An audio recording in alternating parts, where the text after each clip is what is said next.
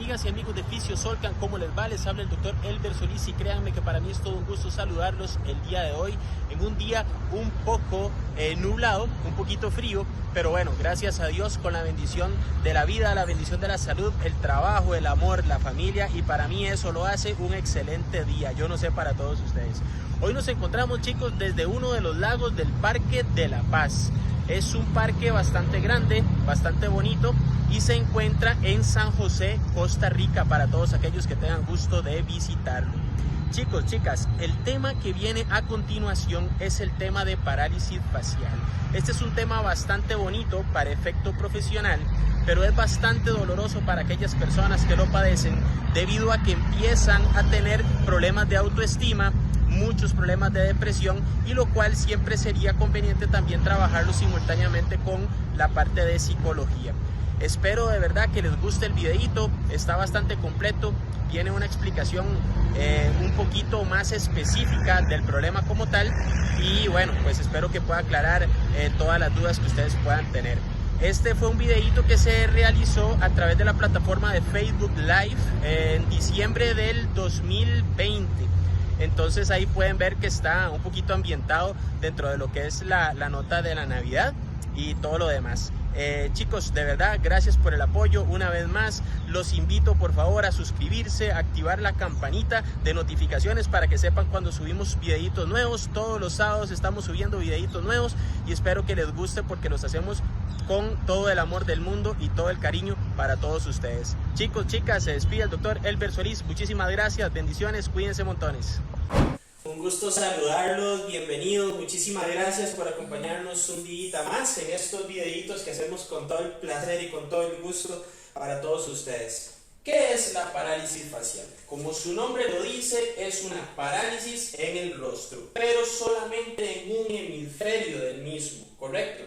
Se define como la pérdida del movimiento voluntario de los tejidos de la expresión facial. ¿Por qué pasa esto, chicos? Bueno, vamos a ver. Para nosotros entender qué es lo que sucede, tenemos que explicar varias cositas. Entonces aquí es donde se pone un poquillo pesado el tema. Este es un tema un poquito controversial, mucha gente lo trabaja de diferentes maneras, muchas personas opinan una cosa, otras opinan otras cosas, pero vamos a hacer algo, vamos a ver, tratar de que sea lo más comprensible para la gente y que sea de la manera en la que nosotros normalmente lo trabajamos. La idea no entrar en ningún tipo de disputa con alguna otra persona que sienta que es distinto a lo que vamos a explicar el día de hoy, ¿correcto? Nosotros estamos acostumbrados a escuchar que tenemos 4 extremidades, las 2 superiores y las 2 inferiores. Sin embargo, nosotros tal vez no hemos contemplado que tenemos una 5ª extremidad, que es la extremidad cefálica, que es la que va desde el tronco, cuello y cabeza, ¿correcto? Sucede que para las 4 extremidades, que ya todos conocemos, extremidades superiores y extremidades inferiores, los nervios salen directamente desde la columna vertebral. En el caso de la extremidad cefálica, los nervios no salen de la columna vertebral, sino que vienen directamente desde el cerebro hacia el rostro, ¿correcto? Entonces esa es la parte interesante del tema de hoy. Sucede que la forma como llegan esos nervios hacia el rostro desde el cerebro es a través de los pares craneales. Entonces, no podemos hablar de parálisis facial sin antes hablar de lo que son los pares craneales. Como ya les decía, los pares craneales son aquellos nervios que van desde el cerebro hacia el rostro y cada uno de ellos tiene una función específica. Yo voy a explicar cada uno de ellos para que les quede clarito cómo funcionan y para qué sirven. Y vamos a explicar cuál es el que nos va a interesar con mucho mayor fuerza, porque es del que vamos a hablar específicamente. Ok, entonces tenemos el nervio olfatorio, que como su palabra lo dice, tiene que ver con todo lo que tiene que ver con el olfato directamente. Tenemos el nervio óptico, el motor ocular común y el patético, que se encargan directamente de la movilización del globo ocular. Tenemos el nervio trigémino, que tiene que ver con la masticación. Tenemos el nervio motor ocular externo, que junto con el óptico, motor ocular común y patético también se encarga del movimiento del globo ocular. que es el ojito, chicos, por aquello que no me entiendan bien la terminología. Después viene el séptimo par craneal, que es el nervio facial. Este es el nervio del cual vamos a estar hablando en el transcurso de esta charlita. Es uno ¿cómo te diría? Es el nervio más importante que vamos a trabajar el día de hoy, porque es el que se encarga de los músculos de la expresión facial, y es justamente el tema que nos compete el día de hoy. Vamos a hablar del nervio auditivo, que ese es el, como su palabra lo dice, tiene que ver con la parte de la audición. Después tenemos el glosofaringio, el nervio vago, que se encargan de la percepción del sabor, que sería el gusto, y de la deglución, que sería la función del tragar. Después tenemos el espinal y accesorio, que inerva lo que tiene que ver con el músculo esternocleidomastoideo, que es un musculito que se llama bastante raro, ¿verdad? Bastante extraño, y con los músculos del trapecio, que son los que te permiten levantar los hombros. Y por último tenemos el hipogloso, que es el que se encarga del movimiento de la lengua. Pero para efectos prácticos, todo esto yo puse esta lámina específicamente buscando que se entienda que los nervios que salen directamente del cerebro son los que nos van a dar todo lo que tiene que ver con la movilización del rostro. Pero el nervio que más nos va a importar es el séptimo par craneal, que es el nervio facial, que se encarga de los movimientos de los músculos de la expresión facial. Entonces, una vez que este nervio se ve afectado, es que sucede la parálisis facial. Para hablar de parálisis facial, tenemos que decir que hay dos tipos de parálisis facial. Tenemos la parálisis facial periférica, o también conocida como parálisis de Bell, y la parálisis facial central. Voy a referirme un momento a esta parálisis facial central. La parálisis facial central es un daño que va del nervio hacia la corteza cerebral. Por lo tanto, es un daño sumamente profundo. Y por lo tanto es un tema interesante, porque para esto no hay un tratamiento adecuado. Este tipo de parálisis facial no tiene cura. La persona que sufre de una parálisis facial central posiblemente va a terminar el resto de su vida con ese tipo de sintomatología que está presentando desde el primer día. Con respecto a la parálisis facial periférica, estamos diciendo que el daño va directamente al nervio, ya sea que el proceso inflamatorio o el daño estructural sea directamente sobre el nervio, y de alguna manera sí existe una forma de recuperar la sintomatología del paciente, o de eliminar la sintomatología del paciente, recuperar la mayoría de los movimientos faciales que éste presenta. Entonces, para efectos prácticos de la charla de hoy, vamos a dejar de lado lo que es la parálisis facial central y nos vamos a concentrar en la parálisis facial periférica, o de Bell.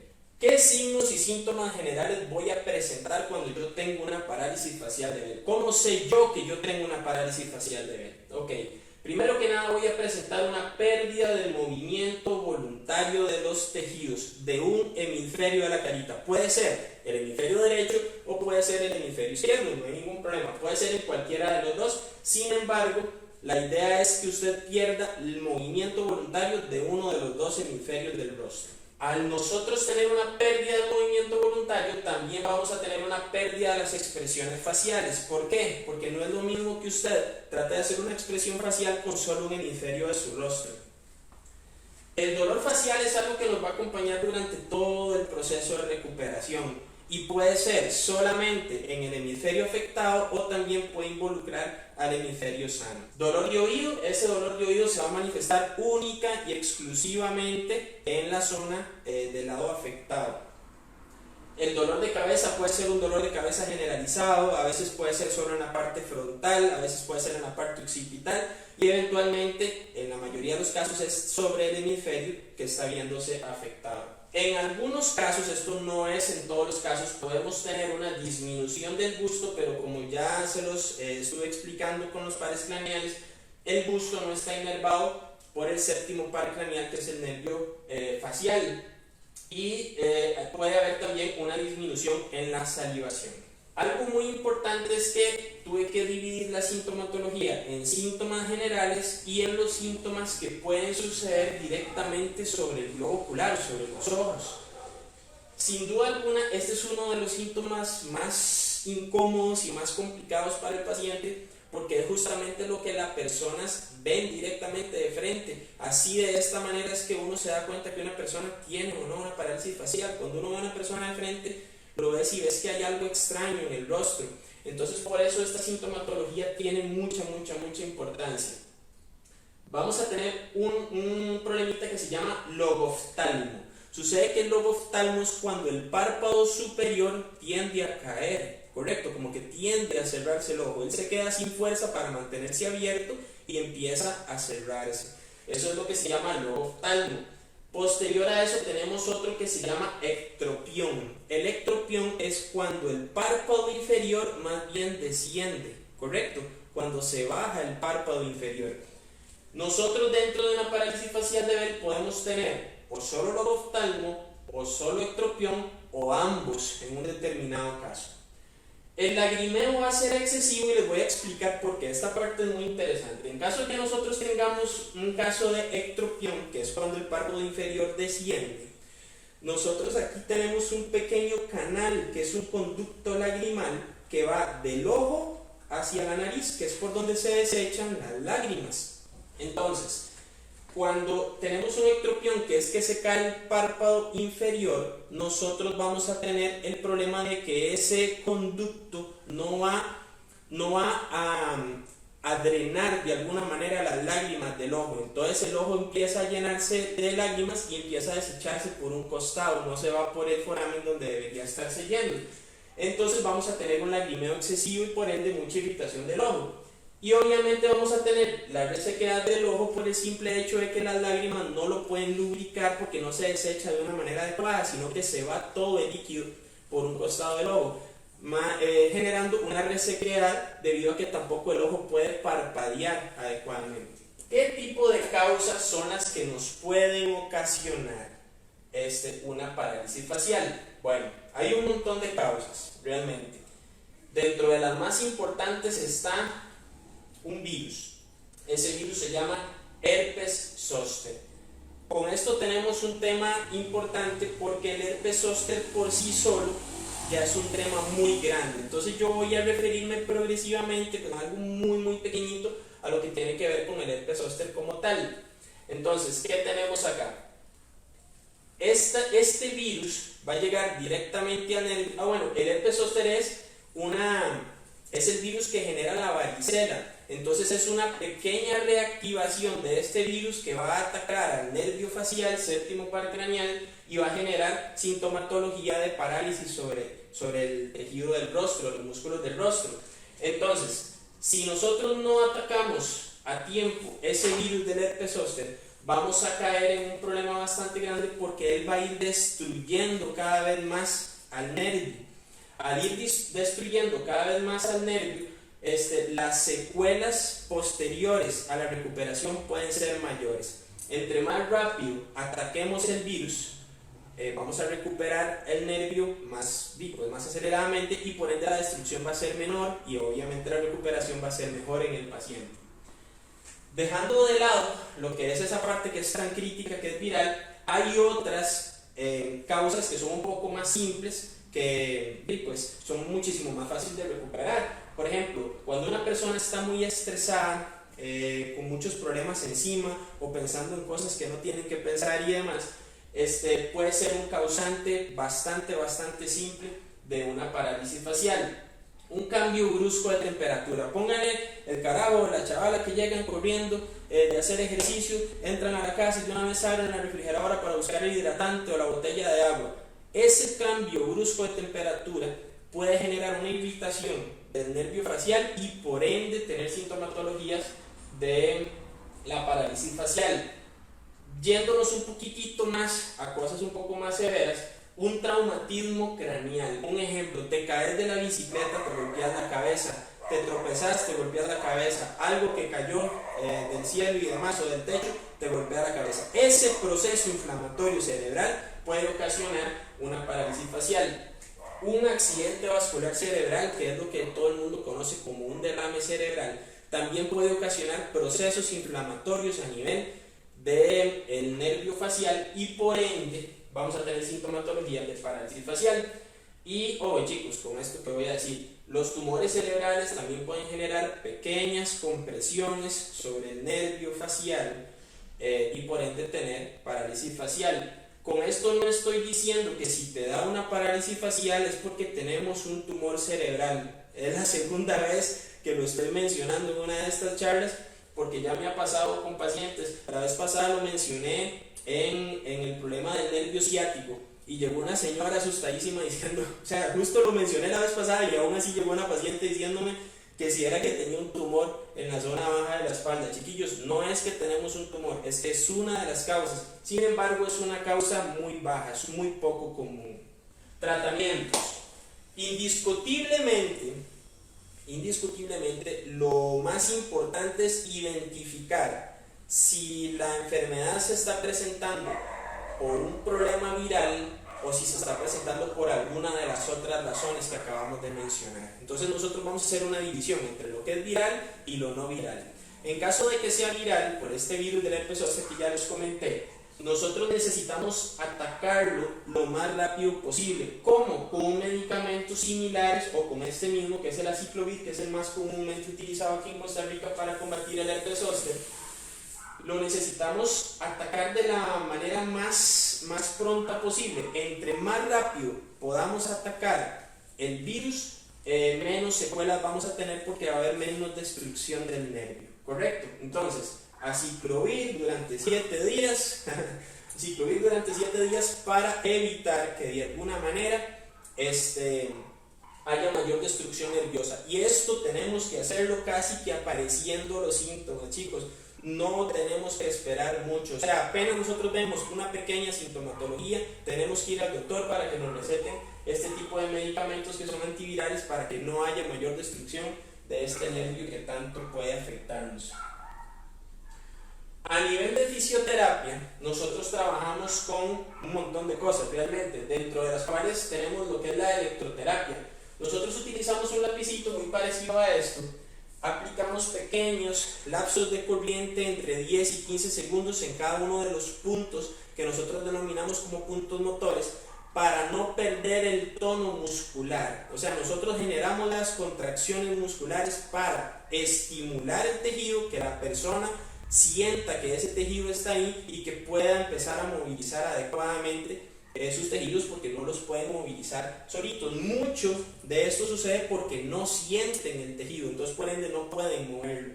En este tipo de casos nosotros lo que hacemos es estimular el tejido, que la persona lo trate de sentir y por ende pueda ir movilizando progresivamente conforme nosotros avanzamos. Como les decía, se trabaja un estímulo sobre diferentes puntos motores a lo largo del rostro y se aplica entre 10 y 15 segundos cada una la aplicación en cada uno de los puntos. Los masajes faciales, eso básicamente, y voy a hacer algunos ejemplos acá para que ustedes lo tengan presente. Se aplica una pequeña presión un poco firme en forma circular sobre los diferentes puntos motores que les acabo de mencionar. Aquí más o menos voy explicándoles algunos de ellos que tienen que ver directamente con los músculos de expresión facial, ¿correcto? Durante unos 10-15 segundos en cada uno de los puntos de una manera circular, ¿correcto? Esa parte es sumamente importante, hay que estar estimulando constantemente. De hecho, esto es algo que se le enseña al paciente desde el primer día para que estén constantemente realizándolos en la casa. Otra de las técnicas que utilizamos a nivel de masaje es este movimiento, ¿correcto? Básicamente es un movimiento hacia arriba con firmeza, que el tejido suba y caiga. Eso va a generar que se estimulen muchas estructuras internas y por ende podamos tratar de regresar la movilidad a los músculos de la expresión facial. Muy bien, en esta parte es un poquito interesante porque muchas personas les da pena ponerse a hacer los ejercicios y las muecas delante de uno que le está tratando de ayudar o delante de los familiares que a veces vienen acompañándolos. Esto es importantísimo.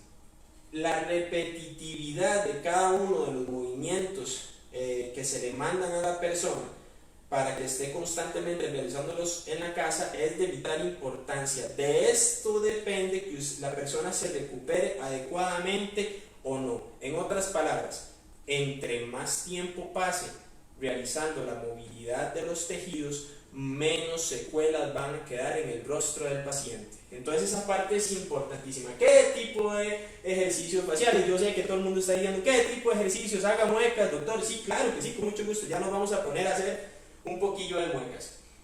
Nosotros lo que tenemos que entender acá es que el tejido necesita contraerse y relajarse lo más que se pueda. Entonces, vamos a buscar ejercicios que tengan que ver con mucha contractibilidad y que puedan relajarse fácilmente. Entonces, a nivel de la clínica, nosotros lo que hacemos es que lo trabajamos por segmentos. Entonces nosotros vemos qué segmento está más afectado, si la parte superior o la parte inferior, y en base a eso vamos dejando algunos de los movimientos.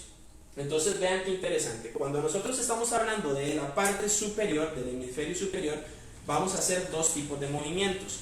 Uno, la famosa cara de puño. A mí lo que me interesa es que los ojos se cierren lo más que se pueda, que generemos una contracción muscular bastante agresiva y que las cejas desciendan fuerte, para después, de golpe, hacer una apertura rápida. ¿Correcto? Es un movimiento agonista y antagonista. Ese movimiento se tiene que repetir la mayor cantidad de veces posible durante el día, y si se cansó ya está perdiendo tiempo. Esto es de darle y darle. Nosotros no podemos darnos el lujo de descansar. Entre más rato estemos haciendo el movimiento, 1000 veces mejor y menos secuelas nos van a quedar. Cuando estamos hablando de la parte inferior, lo más importante es recuperar los movimientos de la boca. Entonces tenemos 3 movimientos específicos. 1, la trompa. 2, la sonrisa. Correcto. Trompa, sonrisa. Son movimientos agonistas y antagonistas. Igual se tienen que estar repitiendo constantemente. Todos los movimientos que he mencionado se tienen que estar repitiendo constantemente. Y para recuperar el movimiento del orbicular de la boca, existe un movimiento de estimulación y vibración, que es el famoso carrito. Todos los que han venido conmigo a recuperarse de la parálisis facial saben que es uno de los primeros ejercicios que los ponemos a hacer, porque aunque parezca mentira, es uno de los más difíciles de conseguir al inicio. ¿Cierto o no, chicos? Ahí en los comentarios me pueden poner los que han sufrido de parálisis facial y han venido a trabajar con nosotros, cómo les ha costado empezar a hacer este movimiento del carrito. Y es algo tan básico como esto.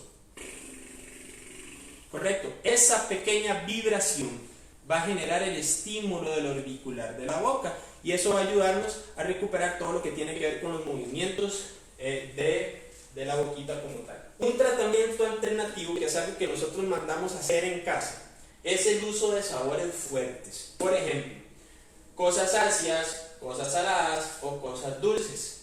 A la hora de que nosotros consumimos alguno de estos sabores, nuestra expresión facial cambia.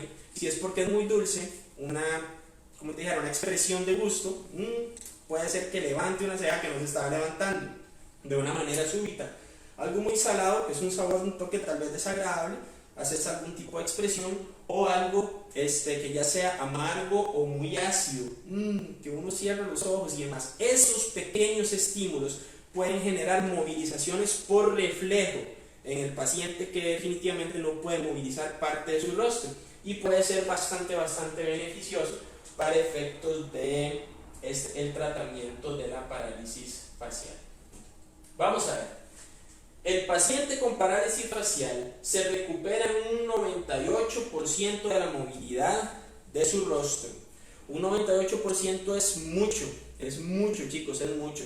De hecho, es casi un 100%. De hecho, las personas que se han logrado recuperar en su totalidad del tejido de los movimientos de su rostro,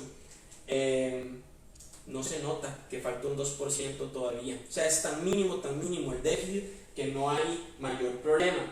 Se dura aproximadamente entre 1 y 6 meses la recuperación. Es muy posible que si usted ya tiene más de 6 meses de estar trabajando y todavía no hemos recuperado la totalidad del movimiento, las secuelas lleguen a ser permanentes. ¿De qué depende que esa persona antes de esos 6 meses no esté recuperado? Depende de que no haya habido una enfermedad viral con mucha destrucción del nervio. Depende de que nosotros, como terapeutas y como profesionales, hayamos dado en el blanco con el diagnóstico y con el tratamiento de la persona, y también depende del otro 50%, que es el que tiene que dar el paciente, de estar constantemente haciendo los masajes, de estar constantemente haciendo los ejercicios. Si esa persona se ha descuidado con los masajes, se ha descuidado con los ejercicios, o eventualmente al inicio se descuidó y no se toma el medicamento en el momento en el que tenía que tomarse y la destrucción nerviosa fue un poco mayor, las secuelas pueden llegar a ser bastante grandes y desgraciadamente permanentes. Algo que vamos a incorporar de aquí en adelante para los videitos del próximo año y demás es una pequeña reflexión que a mí me interesa mucho, que esto tenga un mensaje positivo, que esto tenga un mensaje que vaya más allá de solo pensar en trabajo, en negocio y demás. A mí me gusta formar amigos y me gusta ver cómo la gente crece día a día, ¿correcto? Entonces, este tipo de mensajitos son muy importantes y yo los he ido acumulando porque son mensajes que han marcado mucho en mi vida y yo quiero irlos exponiendo poco a poco a cada uno de ustedes para que de una u otra manera les ayude a surgir en su vida. Esta reflexión es muy importante. No por miedo a fallar debemos dejar de intentar. En otras palabras, chicos, seguir intentándolo. A la vuelta de la esquina puede estar el éxito. Chicos, de verdad, gracias por acompañarnos en este proyecto. Nosotros cuando iniciamos esto no sabíamos que iba a tener un impacto tan positivo. Estoy sumamente complacido, sumamente agradecido con todos ustedes por el apoyo que me han manifestado durante todos estos días. Yo sé que han sido poquitos videitos. Para el otro año espero poder ir incorporando muchísimas otras cosas más. De verdad, de todo corazón, muchísimas gracias. Estamos para servirles. Que Dios me los bendiga montones, que pasen una feliz noche y cuídense montones. Disfruten montones esa Navidad. Chao chicos, gracias, bendiciones.